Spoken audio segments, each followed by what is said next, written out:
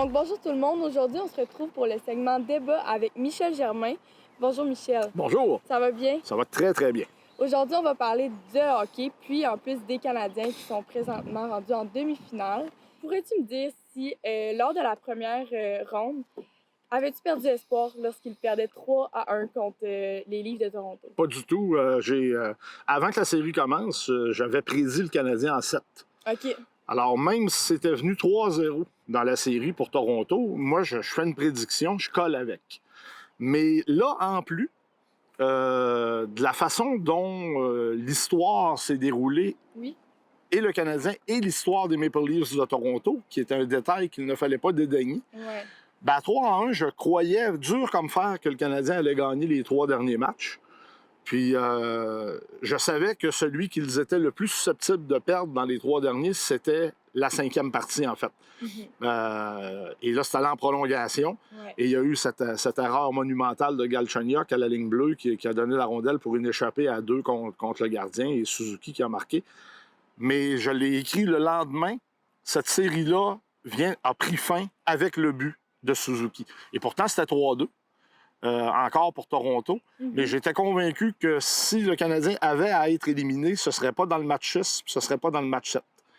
Ça aurait été dans le match 5, puis ils l'ont gagné en sortant. Alors pour moi, c'était réglé. Le Canadien allait gagner cette série-là, même à 3-1, j'étais convaincu. Parlons de recrues, tu as parlé de Nick Suzuki. Ouais. Que penses-tu de Cole Caulfield?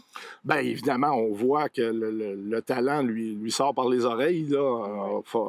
Même les plus jeunes supporters ou admirateurs du Canadien sont à même de constater que c'est un bonhomme extrêmement talentueux qui a des mains, j'oserais dire, des mains magiques, un peu comme Michel Ouellette à l'époque avec l'Océanique. C'était son surnom, les mains magiques. Mais, et ça fait longtemps qu'on n'a pas eu un marqueur aussi naturel chez le Canadien. C'était un gros manque. L'année passée, à la fin de la saison, après l'élimination contre les Flyers de Philadelphie, on disait le Canadien est trop petit au centre, ça prend des gros joueurs de centre, on pourrait être plus robuste à la ligne bleue, tout ça, mais pour moi, ce qui était le plus criant, c'est qu'il n'y avait pas de gars qui était capable de la mettre dedans régulièrement. Et à tout moment dans un match. Caulfield, on le voit, c'est spectaculaire, mais il faut dire qu'on le surveille plus là, parce que c'est un nouveau joueur. Mais c'est le genre de joueur aussi, en saison régulière l'année prochaine, qu'on ne verra pas nécessairement pendant une soirée, puis touc, il va en mettre un, 2 en fin de match et tout ça. Ça ne s'apprend pas, il faut que ça soit inné, puis il l'a vraiment, lui. Tu penses que sa grandeur pourrait être un problème? C'est contre certaines équipes. Ouais. Parce que, bon, on va être rendu l'an prochain à 32 équipes dans la Ligue nationale de hockey. C'est pas 32 styles différents, mais il y a des équipes plus robustes que d'autres, qui ont des systèmes basés davantage sur la mise en échec dans le territoire défensif, par exemple. Donc, il pourrait avoir peut-être un peu plus d'ennui avec ce genre d'équipe-là. Mais par contre, les formations qui préconisent un style plus ouvert, il pourrait leur faire mal.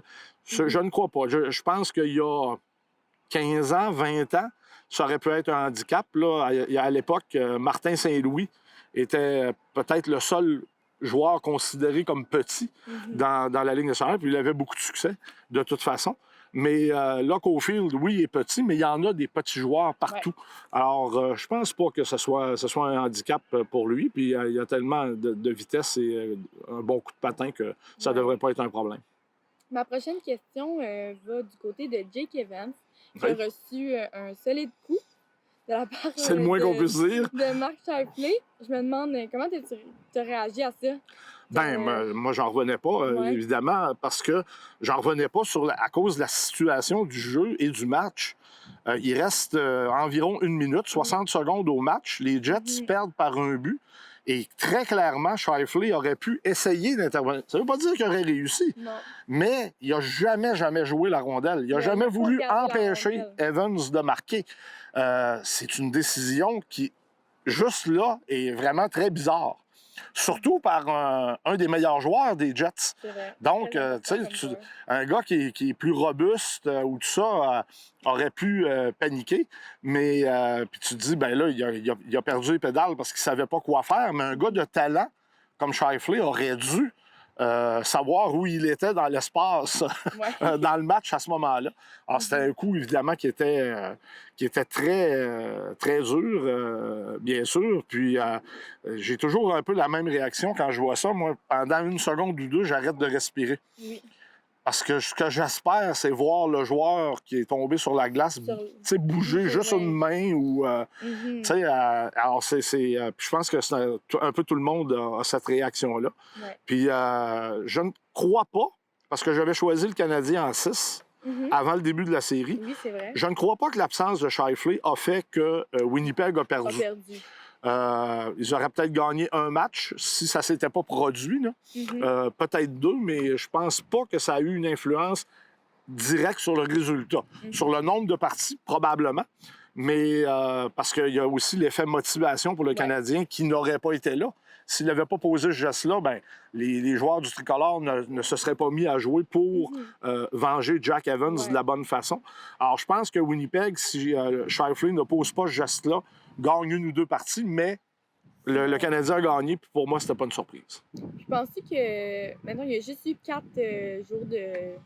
4 matchs, en fait, de suspension. Est-ce que tu trouves que c'est pas assez pour le geste qu'il a posé? C'est évident que c'est pas assez, mais ça respecte la convention collective. Puis moi, je trouve qu'une des bizarreries en Amérique, dans le monde du travail, c'est qu'il y ait un syndicat, un syndicat de joueurs, qui représente des joueurs, des personnes qui sont adversaires durant la saison.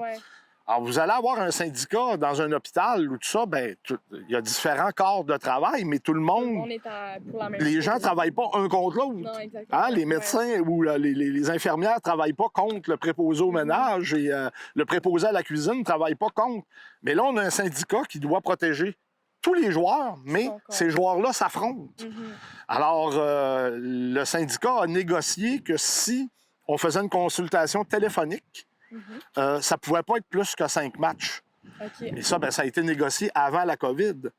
Alors, probablement, s'il n'y avait pas eu la COVID, le préfet de discipline aurait pu amener Scheifele et là, aurait pu lui donner 7, 8, 9 matchs, 10 matchs, là, peu importe, de suspension. Mais à cause de la COVID, il ne pouvait pas sortir Scheifele Donc, c'était 5 matchs maximum. Alors, on lui en a donné 4. Moi, dans la Ligue junior majeure du Québec, où je travaille depuis 26 saisons maintenant, j'ai toujours eu le même discours. Un joueur est pénalisé, expulsé d'un match, extrême inconduite pour tentative de blessure. Il ne revient pas tant que sa victime ne revient pas.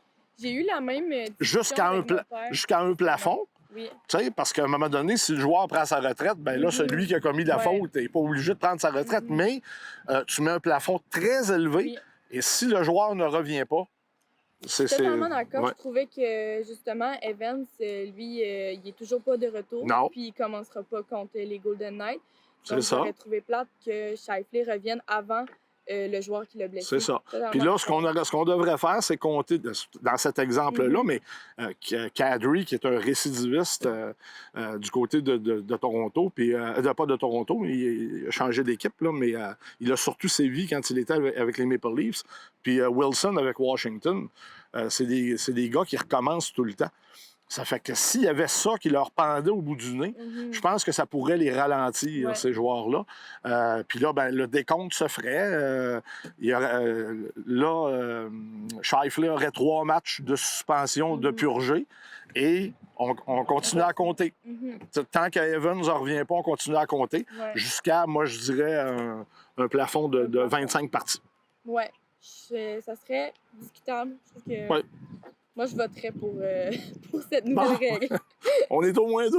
Ouais. Puis, je poursuivrai avec la série qui s'en vient. Les Golden Knights. Tantôt, tu disais que tu faisais des prédictions. En as-tu? Oui, ben oui, c'est sûr. Moi, je trouve que c'est un des grands plaisirs dans le sport. Puis avec les réseaux sociaux, maintenant, moi, je rigole. Je vais lire les commentaires des pro-Canadiens et des anti-Canadiens. Et on se lance des affaires. Des fois, je me dis, c'est pas possible. Des choses comme ça. Mais je trouve que c'est la beauté. C'est merveilleux, tu sais. Puis ça coïncide avec la pandémie qui est en train de nous quitter, l'arrivée de l'été. C'est vraiment un beau moment. je trouve.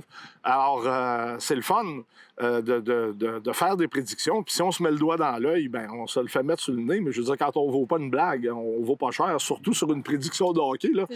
On ne règle pas le sort de la planète quand même là, en se trompant ou en l'ayant sur le nez. Moi, ma prédiction, c'est dans cette série-là, c'est le Canadien en 7. Et la raison principale qui motive cette prédiction-là, c'est la présence de Marc-André Fleury devant le filet des Knights parce que, il a gagné 2 Coupes Stanley, il a eu une carrière extraordinaire. En dehors de la patinoire, c'est un bonhomme éminemment sympathique. Sur la glace aussi, il rit tout le temps, puis tout ça. Ouais. La question n'est pas là. La question est, quelle est l'équipe qui a été toujours la bête noire de Marc-André Fleury dans la Ligue nationale? C'est les Canadiens de Montréal. On se rappelle, en 2010, les Penguins menaient 3-2 dans la série. Puis dans le match 6 et 7, il a concédé 4 buts dans chacune de ces rencontres-là. Et finalement, le Canadien a gagné. C'est un gars qui a joué 42 matchs en carrière contre le Canadien. Il a 22 victoires.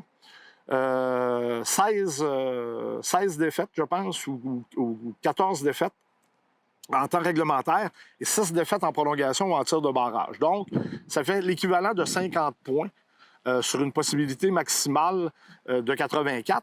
Ça, c'est pas si mal comme dossier. Mais, moyenne de buts alloués contre le Canadien supérieure à 3, moyenne d'efficacité inférieure à 900 contre le tricolore.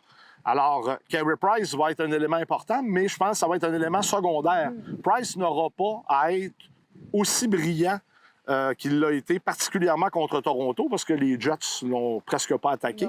Mais il n'aura pas à être aussi brillant contre Las Vegas, à cause, évidemment, de sa défensive, qui est très, très, très solide. Je pense que c'est Fleury qui va flancher encore une fois. Par contre, élément très important, puisqu'on est avant le début de de la série, Petrie ne sera pas là. Oui, exactement. Au moins pour le premier match. Et ça, c'est quand même, je pense, le défenseur numéro 2 du Canadien derrière Shea Weber. Alors ça pourrait avoir une influence parce que les gars de Vegas, et particulièrement les Québécois, à l'avant, vont être très, très, très motivés. Là. Marchessault, Carrier et les autres. Alors on va surveiller là, dans le camp de Vegas, Toc, qui est un joueur de série, qui est vraiment taillé sur mesure pour les séries. Mais je pense que ça ne sera pas facile, mais que le Canadien devrait gagner un 7e match à Las Vegas. Okay. Puis penses-tu que les partisans pourraient influencer? Parce que Las Vegas, eux autres, c'est plein, là. Oui. Tandis que Montréal, on est encore à 2500 partisans. Je crois pas tellement à l'intimidation dans les buildings modernes de la Ligue nationale. Aller jouer évidemment, c'est quelque chose que tu n'as pas connu, là, et vraiment pas, mais aller jouer au Spectrum de Philadelphie ou au Garden de Boston, ou même dans l'ancien Forum à Montréal, ça pouvait être intimidant pour les équipes. Maintenant, les buildings sont modernes, sont ultra-modernes, se ressemblent tous. Alors, les foules et les systèmes de son font beaucoup de bruit. Parce qu'au Forum, c'était une joueuse d'orgue qui était là. Alors là, c'est des systèmes de son, la musique et tout ça. C'est une forme d'intimidation, mais je sais pas, j'ai l'impression que les joueurs aujourd'hui, les joueurs modernes, et le style des équipes, des équipes comme Philadelphie, comme Boston, puis le Canadien s'était équipé pour faire face à ça là, dans les années 70-80, il n'y en a plus d'équipes de même. Il y a des équipes qui n'ont même pas aucun joueur qui est susceptible de laisser tomber les gants. Alors, l'intimidation, pour moi, si elle n'existe plus sur la patinoire, elle peut encore moins venir des estrades. Hein? Parce que ça pouvait arriver dans les années 70-80 que tu craignes un joueur. Parce que c'était sur la glace. Mais même s'ils sont 18 000, ils n'ont pas le droit d'embarquer sur la glace. Ça fait que t'as pas peur, là. Je crois pas que les joueurs soient intimidés. Puis, ils sont tellement concentrés sur ce qu'ils ont à faire que pour Las Vegas, là, qui est 2500 personnes, d'abord, il va y avoir plus que 2500. Là. Ça va changer. J'ai vu le premier ministre Legault avec un sourire en coin aujourd'hui qui dit on fait des pressions sur le docteur Arruda. Je pense que le docteur Arruda est mieux d'écouter. Je serais très surpris qu'il y ait seulement 2500 personnes au Centre Bell, mais même s'il y en a 10 000 ou 15 000, je pense pas que Las Vegas soit dérangé, puis le Canadien à Vegas non plus. Puis, dans le fond, si je comprends bien, tu penses que la Coupe serait possible cette année. Oui, c'est possible. Il y a deux facteurs. Évidemment, il faut que le Canadien batte Las Vegas, mais il faut que les Islanders battent Tampa. Oui, parce que si Je c'est pense. Tampa, les chances des Canadiens Oui. sont plus faibles. Puis je t'explique mon point de vue Oui, là-dessus. vas-y. Tampa, s'ils gagnent contre les Islanders, parce qu'ils ont déjà perdu le premier match à la maison, Hier, s'ils gagnent, ils vont gagner par la peau des dents. Et ça va leur faire assez peur que quand ils vont rentrer en finale contre le Canadien, là, ils vont avoir eu peur contre une équipe qui ressemble beaucoup aux Canadiens. Les Islanders de New York, là, vraiment, c'est l'équipe, dans celle qui reste, qui ressemble le plus aux Canadiens dans sa structure. Alors, ils vont avoir eu peur et là, ils vont prendre le taureau par les cornes. Alors, je pense que Tampa, s'ils veulent gagner la Coupe encore, c'est la série actuelle. C'est la série contre les Islanders qu'ils doivent gagner. Par contre, moi, j'ai choisi les Islanders à 7. OK. Alors, je pense que le Canadien va gagner la Coupe cette année. À ce stade-ci, là, ça me semble évident. Parce que les Islanders, comme je le disais, c'est une équipe qui est structurée comme le Canadien, sauf qu'elle est moins forte devant le but. OK. Alors, c'est ce qui permettrait, je pense, aux Canadiens de gagner également contre les Islanders. Mais contre Tampa Bay, Vasilevski, très solide, peu à côté Carey Price. Alors là, je pense que le Lightning battrait le Canadien en finale, mais ce qu'il faut espérer pour les partisans du Canadien, bien sûr, c'est que les Islanders fassent la job en demi-finale. Oui. Ben, c'est ce qui fait le tour de mes questions. Ben, formidable!